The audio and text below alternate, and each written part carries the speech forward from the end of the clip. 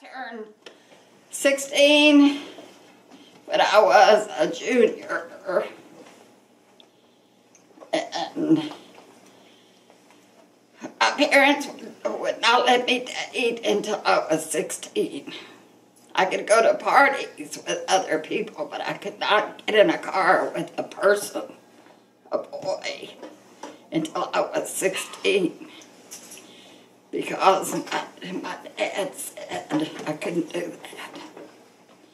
So then, when I was 16 and I finally got to go out, I went with my friend and we were cruising downtown in our little country town of Paragould. And I saw your grandpa, and I told my friend, you need to tell him I want to date him. So this person told that person, and that person told that person, and so then he calls me. So then we went out on a date. You had telephones back then? Yes, we had telephones, but they were party line telephones. Where if you, they were the old black telephones, they were real heavy. And there was no speed dial. You just had to do this with your finger. And the number was like 68152. That was the number. That's all the numbers there was. So then by the time at the end of my junior year, I asked my mother how to cook beans, because I didn't know how to cook. And your grandpa thought we were going to go to Mississippi and get married. But I asked my mother how to cook beans, and she told me, and she says, are you thinking about getting married? And I said, oh, yes, yes. So I spilled the beans. And she says, well, your dad will never let you. He'll never let you. And so anyway, your grandpa had to put on his best clothes and come up and talk to my dad. And he was scared to death, and I was scared to death, because we didn't know what my dad was going to say. And you know what he said? Yeah. He said, the only way you can get married is if you promise to graduate from school. This was high school, because I still had one more year of high school. I was going to be a senior. So we said, okay, we'll do this. And Grandpa was already out of school. He was working at a factory. And I went to school in the daytime, and Grandpa worked at night. So we didn't even see each other, except like at midnight. He would come back from work, and I'd already be in bed asleep. And then I would get up and go to school while he was asleep. So we didn't see each other except on weekends, really. We just kind of passed in the night. Just passed, and this went on for 1 year. 1 year. And also during that time, guess what else was happening? I was having all my teeth pulled on the weekend, because I had bad teeth because I didn't brush my teeth. And when I was little, and I didn't drink milk, I didn't do any of that stuff, so I had real bad teeth. So every weekend they would pull out 3 or 4 teeth. So that was our fun weekend. So that was the very beginning. And when we got married, we had this apartment right next to a Pentecost church and right next to the railroad track. And we still see the ruins of the building when we go back to Arkansas, because the part of the building is still there. And that apartment cost $35. $35. $35 a month or a week. We had a month. And We had to borrow that. Grandpa had to borrow the first month's rent from his dad because we didn't have the money for the apartment. My side of the story, I guess, would start. Grandma and I were boyfriend, girlfriend back before that time. She would go to a party and I would be there, and we'd steal a little kiss, hold hands. But anyway, we didn't go out on a date, but yet she went to TA camp, the church camp, and we wrote one another letters, and we still have. One letter. What letter? I was at the 6th grade. Sixth grade. She was a little bit older than Willow. Uh-huh.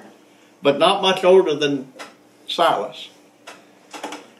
But anyway, then we didn't like one another for quite a few years. And I was engaged to another girl. We don't talk about her. when we decided to go out that next time. But anyway, we started going out, and that was it. We went out until we got married. And your grandma finished school.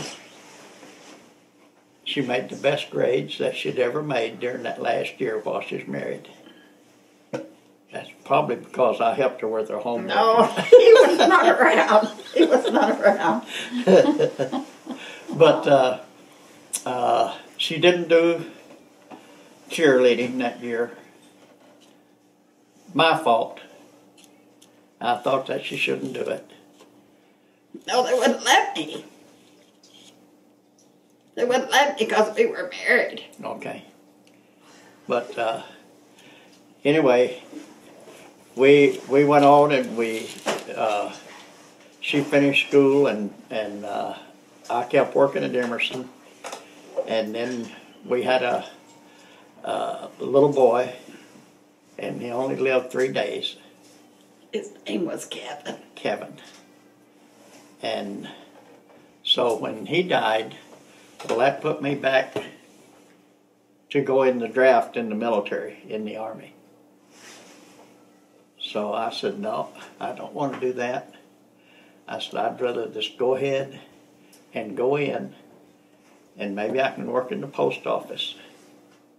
And so that's really what we did. I volunteered and went in for 3 years.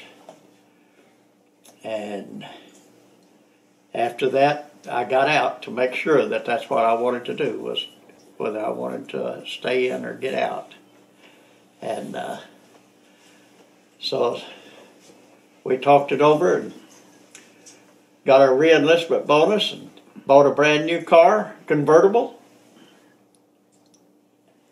And that was the start, really, of our military career. And one of the main reasons we stayed in the military is because at that time we didn't have health insurance. And we had to have health insurance, and the military had health insurance. That was one of the big things. He was out a month or 2 months. No, but I think 30 days was the most I could stay out and still get my bonus and maintain my rank. I was already a buck sergeant. And so when we went to Fort Polk, Louisiana, well, she went with me. She and Lisa. Lisa was born not long before I went to Korea the first time, on the first enlistment. And it's Brandy's mother. That's who we're talking about. Brandy's mother. Talk about going to talk to Grandpa about getting married. Well, I used to come up and see your grandmother in my dad's old truck, and her little brother would come running out there. Na, na, na, na. K-I-S-S-I-N-G. K-I-S-S-I-N-G, yeah. And so anyway, like she said, when I went to talk to Buster, He had to talk to him outside in the tree, by the tree. they'd been just as well in the tree. But I was The scared. pecan tree? Yeah, yeah. I was scared to death. And And but- he almost, the important thing is, yeah. he almost backed out. Yeah. He almost backed out because it wasn't worth talking to my dad. Well, and we had discussed it. We And will we were- keep it a secret. Yeah, we were going to keep it a secret and go get married, not tell anybody. Well, suddenly everybody is knowing it. And so then, instead of running away, well, anyway. In 2 weeks. In 2 weeks, we had a Big church wedding. A lot of In 2 people there. weeks. Jerry Glover, the one that I still talk to, and him and Mary Jo, they were our friends. Mary Jo was her friend. Jerry was my friend. And they got married later on, and they're still together in California. And but he was our best man. And your grandpa wore he's in that picture in the bedroom. And he wore this white suit, grayish white. Only suit I had. I graduated in it. I got married in it. What else? Everything else, but it was Yeah. too big. But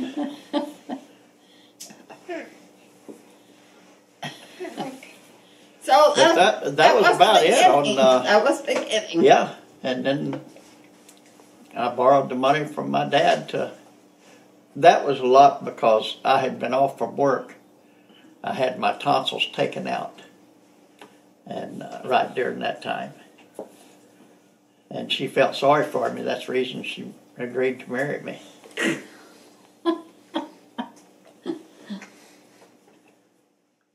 So this is our wedding picture. 1958. We were talking about the suit I had on. Well, this is it.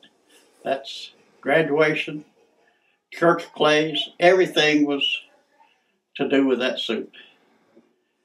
The pants I think I ruined because where I worked there was grease on the floor and I got it on the floor mat of the car. But anyway, that's our wedding picture in 1958. We got an anniversary coming up June the 14th. 56 years. Grandpa can tell you about when he first went in the military. And he tell you about going in the army. Or about being a car hop. He went in the Civil War. No, he wasn't in the Civil War. Almost. I'm not that old. You won't? Almost. No, I'm not that old, am I? Pissy. No. Grandma is. Oh, Silas! Who do you think's giving you this money? You. Well, not with those comments.